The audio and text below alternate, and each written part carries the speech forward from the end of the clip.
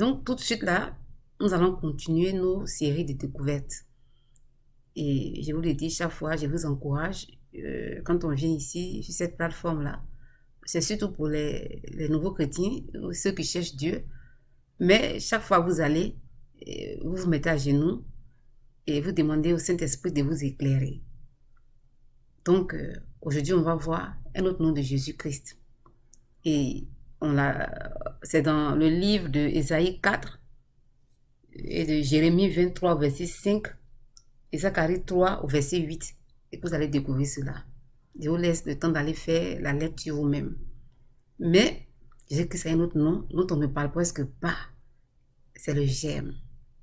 Le j'aime, quelque chose que j'aime. Mais comme on l'a dit, le diable aime toujours prendre le contre-pied de la parole de Dieu. Quand on parle de j'aime, d'une autre façon, d'une certaine façon, on parle de microbes, des choses. Un j'aime est destructeur. Vous voyez un peu. Là, on parle du j'aime, mais c'est Jésus-Christ, c'est son nom. Jésus-Christ, on parle de Emmanuel, on parle de lion de la tribu de Juda, El Shaddai. Le j'aime, c'est le nom de Jésus-Christ. Vous allez le voir dans Ésaïe 4, Jérémie 3, verset 5, Zacharie 3, verset 8. Vous verrez ce nom-là. Je n'ai pas entendu beaucoup de gens parler de ça. Je ne suis peut-être pas la première à connaître ça, mais je n'ai pas entendu beaucoup de gens parler de ça. Maintenant, il y a un autre nom encore. On parle de ça, mais on ne sait pas pourquoi. Ça, c'est dans Ésaïe 11 que vous pouvez voir ça. Ésaïe 11, on parle du rameau. Jésus-Christ, il est le rameau, mes amis. Or, Jésus-Christ, c'est lui le rameau. Et justement, on fait la fête du rameau. Bon, dans nos églises, quelquefois, quand ça nous plaît, on fête ça. Quand ça ne nous plaît pas, mais on ne fait pas le rameau. Or, le rameau, c'est Jésus-Christ. C'est encore le Seigneur qui est venu m'enseigner. Et justement, quand Jésus-Christ a fait cette entrée triomphale-là, une semaine avant, pas comme on le voit, c'était pour célébrer sa victoire. Célébrer sa victoire sur Satan. Il a célébré cela, il a une entrée triomphale. Donc le rameau, la fête de rameau, n'est pas une fête qui est fortuite, qu'on doit prendre à la légère. C'est une très grande fête. Jésus-Christ célébrait sa victoire déjà sur la mort, sur Satan. Il a fallu que le Seigneur vienne m'éclairer pour que je sache cela. Parce que je savais que les gens prenaient souvent la fête de rameau, on prend les branches, tout et tout, mais Jésus-Christ est le rameau, mes amis. Aujourd'hui, si vous ne le savez pas, allez-y faire la lecture dans Ésaïe 11. Et à propos même du rameau, récemment, très récemment, le Seigneur m'a ouvert les yeux sur une chose. Il m'a amené voir que j'ai lu. Ça m'a effrayé. Je ne veux même pas en parler. Et je demande au Seigneur de m'éclairer encore, ou bien alors qu'il me jette vraiment pour que je puisse en parler. Parce que ça m'a ouvert les yeux sur des choses. Et si il me convainc qu'il m'amène à le faire, mais je le ferai. Mais pour le moment, je garde ça pour moi seul. Et donc la fête de rameau, ce n'est pas une fête fortuite. Et justement, quand Jésus-Christ nous dit que quand on demande quelque chose, de croire qu'on l'a reçu, il est le premier à l'avoir fait. Vous voyez qu'il a déjà fêté lui-même sa victoire avant l'heure. Parce qu'il savait que c'était déjà accompli. Ce n'est pas la première fois que Jésus-Christ fait ça. Quand Lazare était mort, qu'il devait le faire ressusciter, il a déjà dit à Dieu qu'il remercie Dieu de l'avoir exaucé, alors qu'il n'avait même pas encore ressuscité Lazare. Mais il a célébré encore. Il a glorifié le nom de Jésus-Christ. Donc, mes amis, Dieu ne dit rien au hasard. Quand il nous dit que ce qu'on demande de croire qu'on l'a reçu, il faut vraiment le croire. Et c'est ce qu'il voulait nous montrer ici. On a fêté son entrée triomphale. On fêtait Jésus-Christ. Le rameau, c'est Jésus-Christ. Allez-y, regardez. Et maintenant, on va continuer un peu. On va voir une autre découverte. On dit que Jésus-Christ, il dit qu'il est l'agneau de Dieu. Il est venu prendre la place de l'agneau que les enfants d'Israël sacrifiaient chaque fois pour expier leur forfait. Et on a vu que cet agneau-là devait être sans défaut. On devait le faire cuire et le manger en entier. on devait le manger avec des feuilles très amères. On a fait le parallèle, on a vu que Jésus-Christ a joué ce rôle-là jusqu'au bout. Vraiment jusqu'au bout.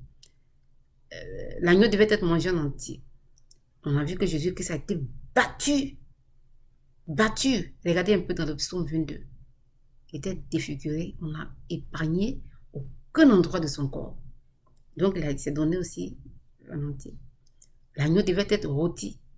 On a vu que Jésus-Christ lui-même, sur la croix, il est mort autour de 3 heures. Le soleil était très ardent.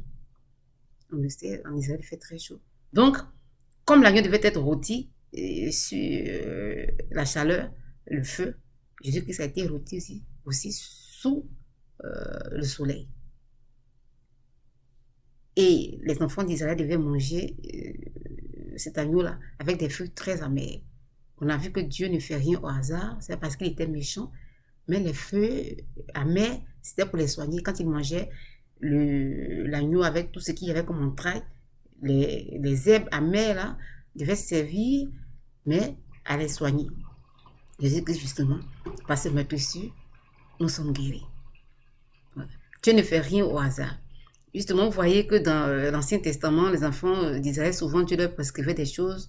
On devait mettre soit les lépreux à part, ou bien ils devaient se laver, on devait les mettre en quarantaine, justement. Il y a des choses que Dieu ne fait pas par hasard. Les herbes amères devaient servir à soigner les enfants qui mangeaient ce mouton en entier. Jésus-Christ, quand il est venu, il a tout fait. Il est mort, c'est passé, nous aussi, nous sommes guéris. C'est encore une autre découverte, voilà, qu'on a eu à faire, que vous irez à tête reposée voir.